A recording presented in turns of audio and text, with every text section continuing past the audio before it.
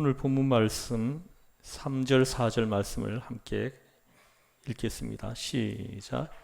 내가 마게도냐로 갈 때에 너를 권하여 에베소에 머물라 한 것은 어떤 사람들을 명하여 다른 교훈을 가르치지 말며 신화와 끝없는 족보에 몰두하지 말게 하려 함이라.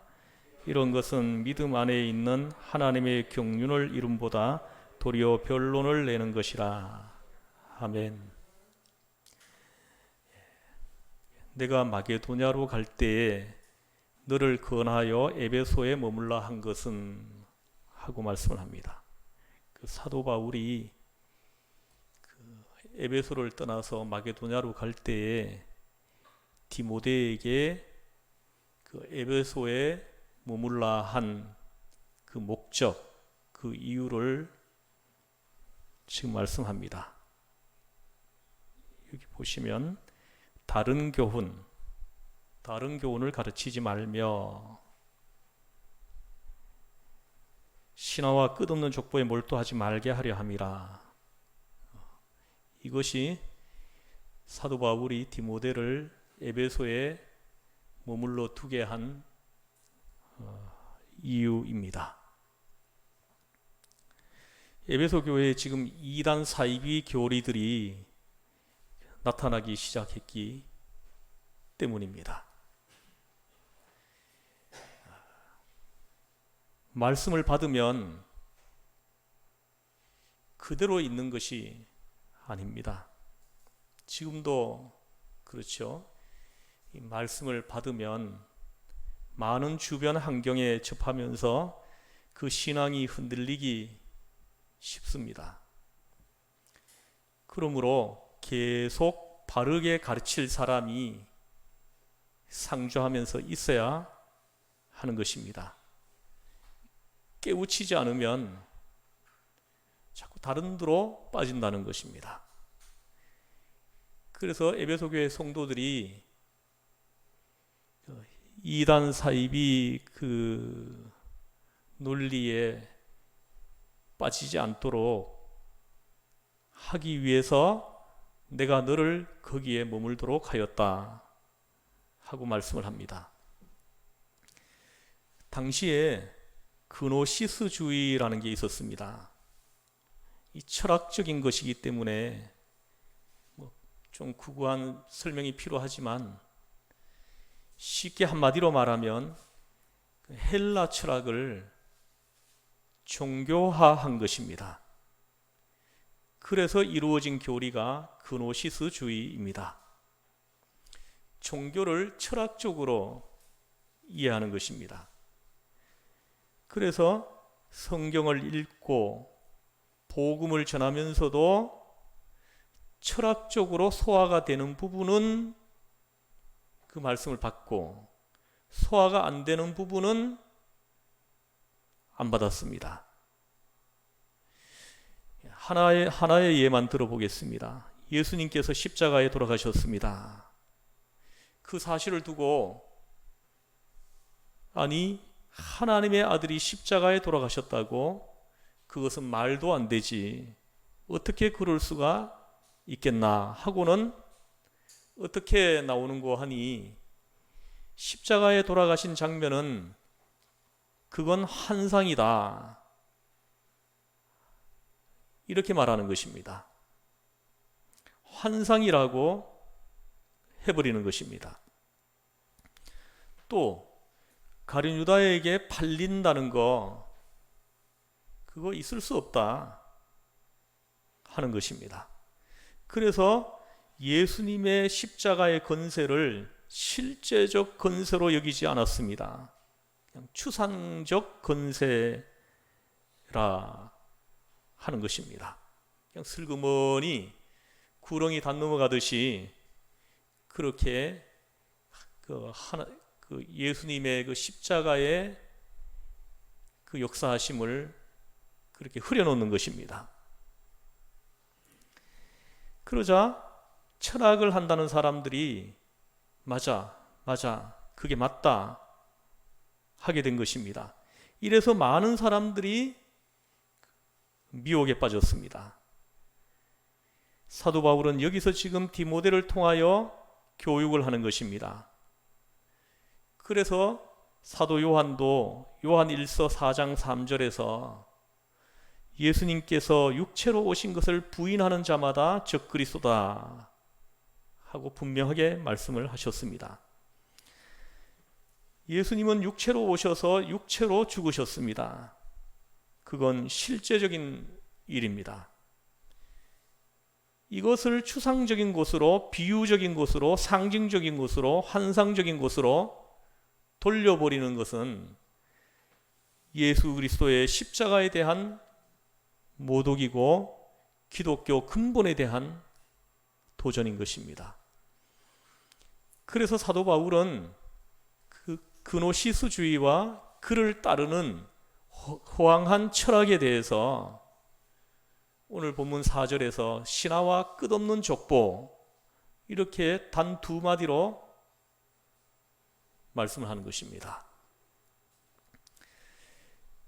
오늘 본문에서 말씀하는 신화는 헬라 말로 무노이스라는 단어를 사용하고 있는데 그 의미는 꾸며낸 이야기다 라는 뜻입니다. 꾸며낸 이야기라는 것입니다. 우리나라에도 곰이 마늘을 먹고 우리의 원조가 되었다느니 하는 소리가 있지 않습니까? 그게 다 신화인 것입니다. 그럼 우리가 곰의 후손이란 말입니까? 어디까지나 지어낸 이야기인 것입니다. 여러분, 신화라는 것이 무엇입니까? 이 신화는 어떤 사상을 설명하는 방법 중에 하나가 신화입니다. 그 사상을 설명하기 위해서 신화적으로 설명하고, 비유적으로 설명하고, 상징적으로 설명하고, 그 다음에 논리적으로 설명하고, 또 철학적으로 설명하고, 요새 와서는 소위 실존적으로 설명을 합니다. 그 사상을 설명하는 방법이 아주 많습니다. 이렇게 그 중에 하나가 신화적 방법인 것입니다. 어떤 돈 많은 아버지가 있었습니다. 근데 이 아버지에게는 아들 셋이 있었는데요. 근데 이 아버지가 이제 얼마 살지 못할 것 같은 느낌이 왔어요. 그래서 자기가 가지고 있는 이 재물을 누구한테 물려주면은 이 재물을 가장 잘 유지하고 잘 활용할 수 있겠는가 고민을 하다가 그 아들 셋을 테스트해 보기로 했습니다. 그래서 이 사람이 자기의 재물을 많이 처분해 가지고 그 순금을 많이 사들였습니다. 사들여 가지고 그 금을 녹여서 큰 종을 만들었습니다. 그리고는 어느 나무 밑에 그 종을 파서 묻어 놓았습니다. 그리고는 큰 아들을 불렀습니다. 이리 오너라. 그러니까 큰 아들이 왔습니다. 아들아, 너의 아내가 아이를 낳았다면서. 그러니까 큰 아들이 예, 낳았습니다. 그런데 말이다, 누가 그러는데 사람은 젖을 먹어야 오래 산다더라. 내가 너의 아내의 젖을 먹어도 괜찮겠느냐? 그 태어난 아이를 죽여버리고 내가 너의 아내의 젖을 좀 먹었으면 쓰겠다. 이랬더니 큰아들은 당장에 화를 내면서 이 아비가 노망을 했구나 하고는 휙 나가버리더랍니다. 그 다음에 둘째 아들을 보고도 그래 보았더니 그 둘째 아들도 이 노인 정신병자가 아니냐 하면서 화를 내면서 나가버렸습니다. 그 셋째 아들 보고도 그랬는데 근데 이 아들이 군말 없이 그럼 아이 묻을 자리를 파야겠습니다 하고는 삽과 갱이를 들고는 바깥으로 나가는 것입니다. 그러다 아버지는 이 아들을 이끌고 어디론가 갔습니다. 가가지고는 저 나무 아래를 한번 파보아라 했어요. 그랬더니 이 셋째가 그 나무 밑을 팠더니 거기에 큰 승금으로 만든 종이 거기서 나오는 것입니다. 그때 아버지가 얘기합니다. 셋째야, 이건 너의 것이다. 너가 가져라 했다는 것입니다. 여러분, 이런 게 신화라는 것입니다. 꾸며낸 이야기입니다. 그게 실제라면 되겠습니까? 어쨌든 이런 이야기를 많이 만들어서 사람들 재미있게 인상 깊게 듣도록, 그래서 뭘 배우도록 그렇게 가르쳤습니다. 그러니 이야기거리가 많았고 또 많아야 하는 것입니다. 그러므로 신화라는 거 많이 알 필요는 있습니다.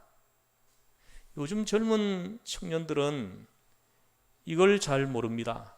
그래서 정서가 빈약해요. 그런데 신화를 접하는 데 문제가 있습니다. 이것은 지어낸 이야기이므로 사실인 것처럼 생각해서는 안 되고, 다만 그 속에 있는 의미를 받아들여야 되겠는데, 정작 의미는 놓치고 형식만 취한다면 그것은 모르는 것만 못한 것입니다. 그러나 그 속에 거짓말이 아닌 진짜가 숨겨져 있는 것입니다. 보이지 않고 들리지 않는 말이 있는 것입니다. 이게 신화라는 것입니다. 그런데 생각해야 할 중요한 것이 있습니다. 오늘 본문에 보니까 이 당시 교회 안에 이상한 사람들이 들어와서 예수님이 하신 말씀, 성경 말씀을 자꾸 신화로 만들어버리는 것입니다. 그래서 하나님의 말씀을 흐려놓는 것입니다.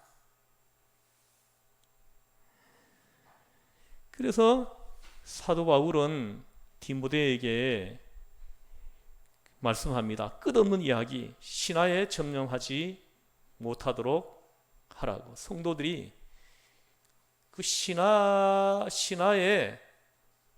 이렇게 빠져들지 않도록, 속지 않도록 차근차근히 말씀을 가지고 가르치라는 것입니다. 여러분, 성경, 십자가, 성경에 있는 사건 하나하나가 절대로 꾸며낸 이야기가 아닌 것입니다. 한 가지만 얘기하겠습니다.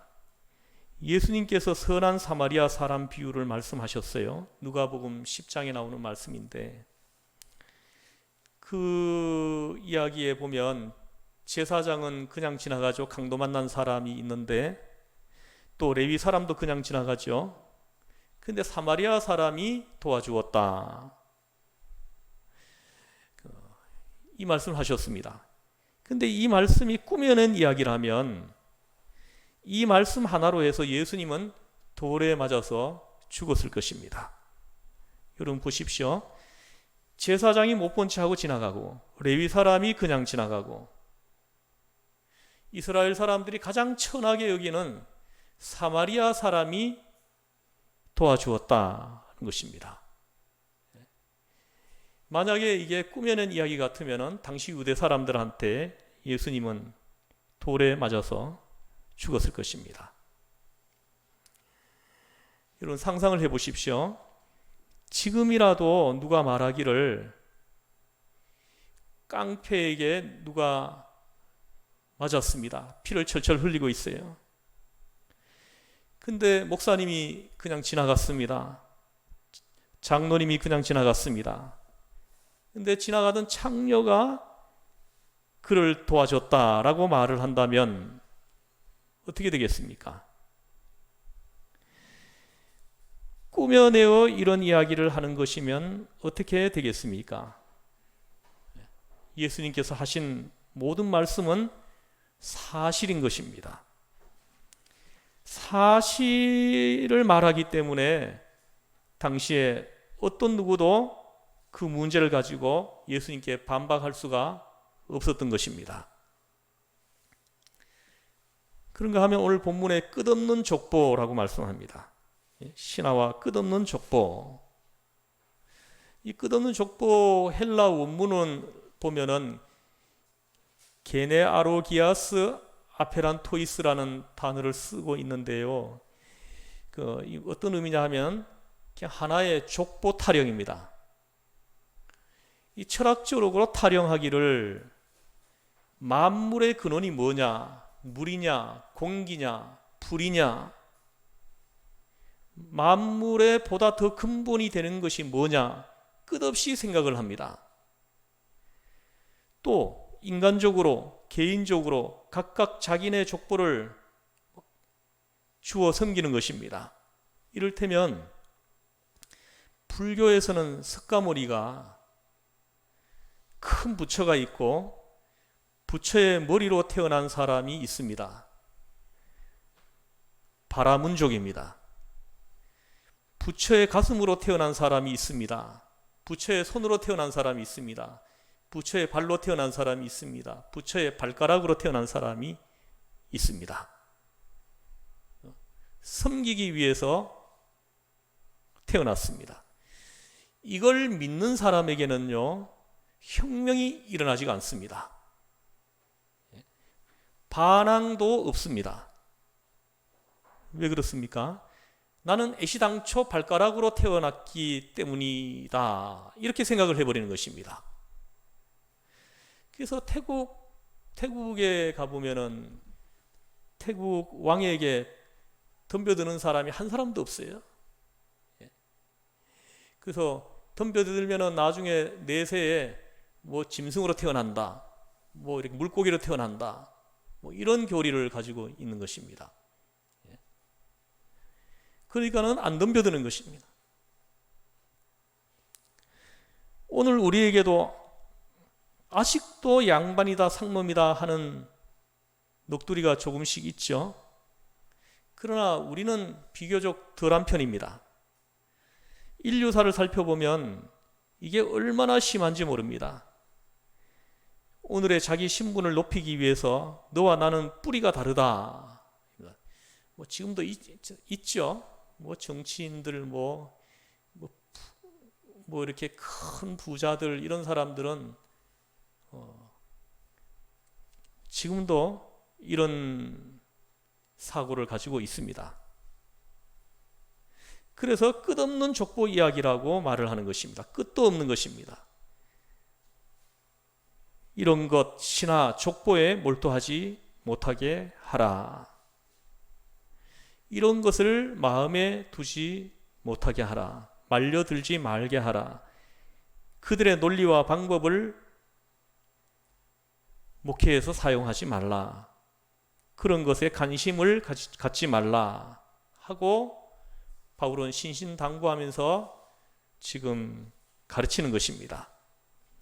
이런 것들은 복음이 전해지게 하는 것이 아니라 도리어 변론을 내는 것이라는 것입니다. 말만 많아진다는 것입니다. 그러면 사도 바울이 말씀하는 이 교훈의 목적은 무엇입니까? 5절에서 7절을 같이 한번 읽어보겠습니다. 시작.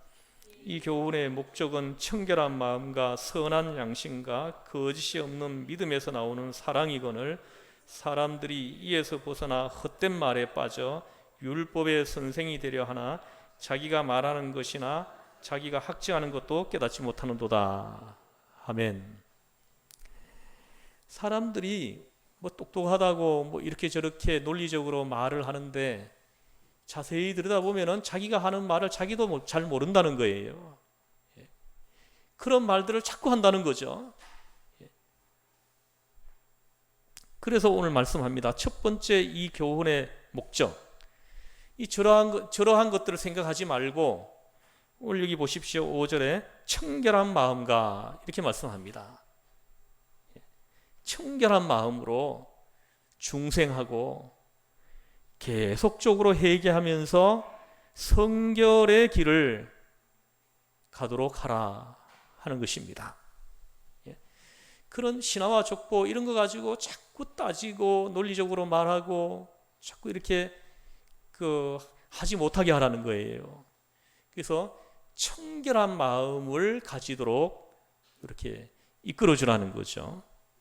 중생하도록, 다시 태어나는, 예수의 사람으로 다시 태어나는 그런 체험을 하도록 계속적으로 회개하면서 성결의 길을 갈 수 있도록, 예수님을 따라갈 수 있도록 항상 하나님의 말씀을 읽고 들으면서 또 회개하고 또 생각하고 또 뉘우치고 또 회개하고 고치고, 내가 지금까지 그것이 죄인 줄 몰랐는데 이제 하나님의 말씀을 듣고 보니 확실히 잘못된 것이다.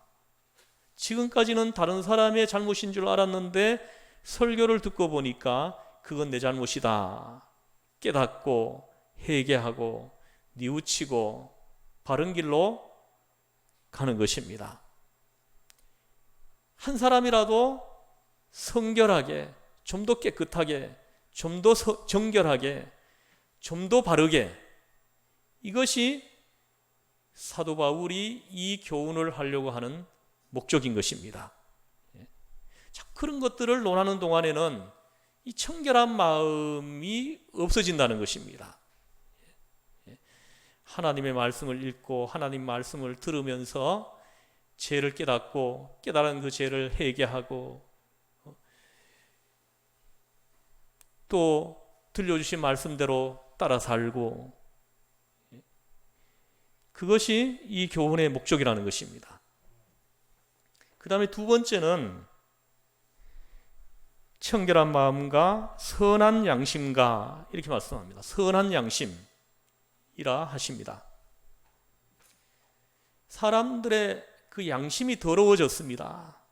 자꾸 이렇게 철학을 얘기하고 신화와 족부 이런 걸 가지고 따지고 이렇게 하다 보니까 양심이 더럽혀지는 것입니다. 우리의 양심은 얼마나 소중한 것입니까? 우리에게 있는 양심은 하나님과 만나는 귀중한 지성소가 바로 양심입니다. 이 양심이 더럽혀지면 하나님을 만날 수가 없는 거예요. 하나님을 만나게 하는 것이 양심이기 때문에 그런 것입니다. 그런데 이게 더러워졌습니다. 그래서 신령한 도덕성, 그것을 추구하게 하는 것입니다. 그래서 선한 양심을 되찾도록 해주어야 한다 하는 것입니다. 양심이 더럽혀지면 끝나는 것입니다. 하나님의 말씀이 들어오지가 않아요. 그래서 우리는 이 양심이 깨끗해져야 된다는 거죠. 그리고 하나님의 말씀을 들으면서 죄를 깨닫고 그 죄를 회개하는 동안에 양심이 깨끗해지는 것입니다. 우리 양심이 깨끗해지면서 비로소 주님의 음성이 들려지기 시작하는 것이죠. 그 다음에는 세 번째는, 이 교훈의 목적은 무엇이냐? 거짓이 없는 믿음에서 이렇게 얘기합니다. 거짓이 없는 믿음에서 나오는 사랑이거늘, 거짓이 없는 믿음에서, 이 추상적인 믿음, 철학적인 믿음이 아닌 참 믿음으로 말미암아 거기에서 사랑이 나오는 것입니다. 청결한 마음, 선한 양심, 거짓이 없는 믿음, 여기에서 비로소 그리스도의 사랑이 만들어지는 것입니다. 결국은 사랑의 사람이 되는 것입니다. 그것이 바로 목회의 목적이라 하고 말씀을 하시는 것입니다. 한 훌륭한 수도사가 있어서 수도원의 원장이 되었습니다. 거기에는 과원도 함께 있었습니다. 그런데 원장님이 이상하게도 그 고아들 중에서 특별히 한 어린 아이를 특별히 편애하는 것입니다. 특별히 그 아이를 사랑해요. 근데 그 아이를 보면은 뭐 외모가 그렇게 볼품이 없어요. 못생겼습니다. 그런데 불구하고 이 수도원 원장님은 그 아이를 어떤 아이들보다 사랑하는 것입니다. 그래서 수도사들이 수도 원장에게 좀 따지듯이 어느 날 좀 항의를 했습니다. 원장님께서는 저 아이들이 저렇게 많은데 특별히 저 아이만 사랑하니까 좀 보기가 민망합니다 하고 얘기를 했어요. 그럴 때 이 원장 되시는 분이 수도사들에게 얘기를 합니다. 내가 이 아이를 왜 사랑하는지 내가 너희들에게 보여주겠다 했습니다. 그때 이 수도원이 숲속에 있었기 때문에, 산속에 있었기 때문에 새들이 많이 있었습니다. 그 고아원의 아이들이 그 숲속에 들어가서 새들을 잡아가지고 뭐 새들을 많이 잡았습니다. 그때 그 아이들이 잡은 새들을 가지고 오라고 했어요, 수도원장이. 그리고는 그 모든 아이들한테 잡아온 새들을 한 마리씩 나눠주면서 이 새들을 너희들이 아무도 보지 않는 곳에 가지고 가서 죽여가지고 와라, 이렇게 원장이 말을 했어요. 그때는 아이들이 다 흩어졌습니다. 새 한 마리를 다 들고는 다 흩어진 거예요. 그래서 이 아이들이 전부 다 아무도 보지 않는 곳을 자기 나름대로 찾아가지고 가서 그 새를 죽였어요. 죽이고는 죽은 새를 들고 온 거예요. 근데 그 편애한다고 하는 그 아이는 밤이 늦어도 안 오는 거예요. 그래서 밤이 한참 늦은 시간에 그 아이가 돌아오는데 보니까 그 아이 손에 아직 새가 살아있는 거예요. 그래서 그걸 본 아이들이 막 이제 비웃는 거죠. 아무도 안 보는 데서 죽여가지고 오라고 했는데 저런 멍청한 것이 말을 못 알아듣고 산채로 가지고 왔다 하면서 막 이렇게 비웃었죠.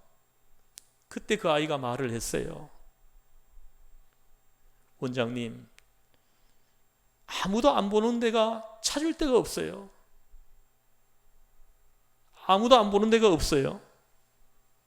어딜 가도 하나님이 보고 계시잖아요. 하나님이 보고 있어요. 또 내 양심이 보고 있어요.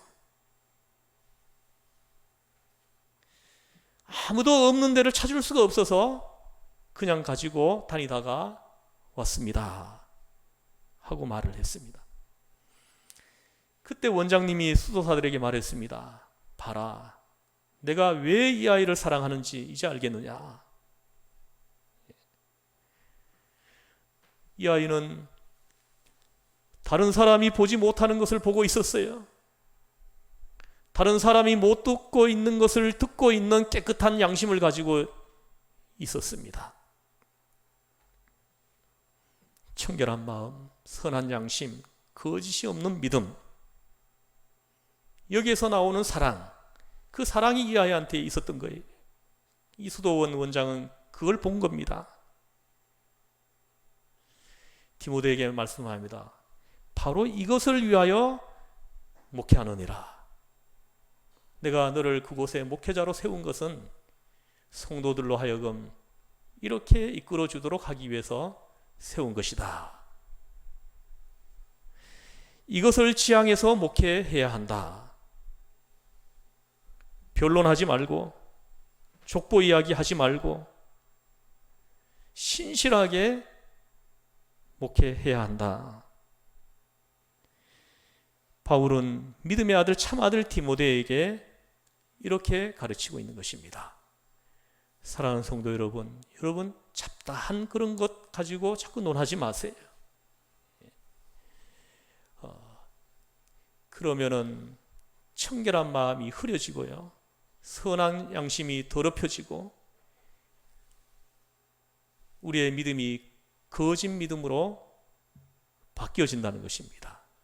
그래서 우리는 오로지 하나님의 말씀, 하나님 말씀을 사랑하고 하나님 말씀을 읽고 하나님 말씀을 배우고 하나님 말씀을 듣고 하나님 말씀을 그대로 생활 속에서 이렇게 실천하면서 따라가는 거죠. 그럴 때 내 삶이 말씀에서 벗어난 것이 눈에 보이면 그걸 붙들고 회개하고 눈물을 흘리며 회개하고, 그럴 때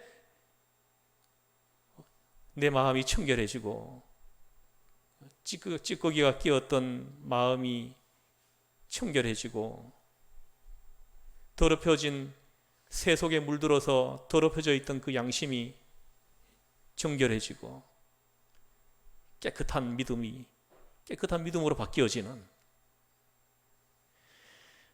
우리 시흥전원계 모든 성도님들에게 이 은혜가 함께 하시기를 주의 이름으로 축원합니다. 기도하시겠습니다. 하나님 아버지, 사도 바울은 에베소 교회에 디모데를 목회자로 세워놓고 지금 교훈을 하고 있습니다. 교회 안에 신하가 못 들어오게 하고 족보 타령이 못 들어오게 하고 이상한 사상들이, 논리, 주의, 이념 이런 것들이 교회 안에 들어오지 못하도록 철저하게 막으라고 가르치고 있습니다. 오로지 교회 공동체에 하나님 말씀만이 성도들을 지배하고 하나님 말씀만이 성도들을 이끌어 가게 하고 하나님의 말씀이 성도들의 발에 빛이 되고 길에 등이 되도록 그렇게 이끌어 주도록, 그래서 성도들의 그 마음이 청결해지고 더럽혀진 그 양심이 정결해지고 또 거짓이 없는 믿음으로 바뀌어지는 이런 교회를 세워가도록 사도 바울은 디모데에게 그 목회의 목적을 설명해 주고 있습니다. 디모데를 에베소에 세운 이유를 설명해 주고 있습니다. 하나님 아버지, 이 부족한 종을 우리 시흥전원교회에 세우셨습니다.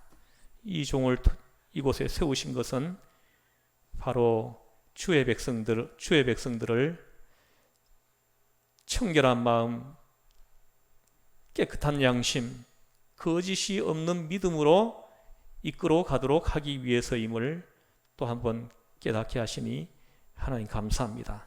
하나님, 이 부족한 종을 통하여 이런 놀라운 은혜가 우리 교회 공동체에 만들어지게 하여 주시옵소서. 우리를 죄에서 구원하신 예수님의 이름으로 기도드리옵나이다. 아멘.